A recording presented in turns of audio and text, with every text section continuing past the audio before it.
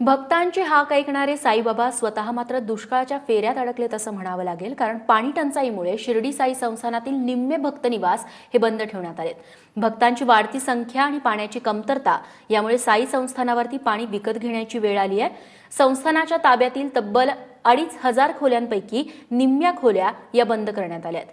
परराज्यातून येणाऱ्या साई भक्तांना आता उघड्यावरती झोपण्याची वेळ आली आहे, तर अनेकांना महागड्या हॉटेलमध्ये रूम घेण्याशिवाय पर्याय राहिला नाही। शिर्डीत दररोज 50,000 साई भक्त दर्शनासाठी येतात। यातील किमान 20,000पेक्षा जास्त भक्त शिर्डीतील भक्तनिवास आणि हॉटेल्समध्ये राहतात। साई संस्थानकडे असलेले 3ही तलाव कोरडे पडलेत, तर नगरपंचायतच्या साठवण तलावानं देखील तळ गाठलाय।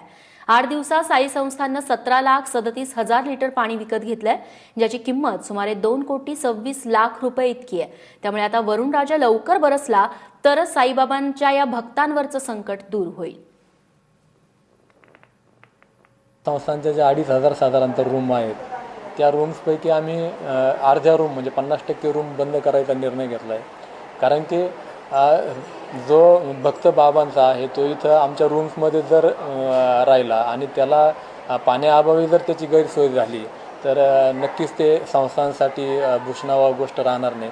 त्याच्यामुळे आम्ही त्या रूम्स बंद करायचा निर्णय घेतलेला आहे।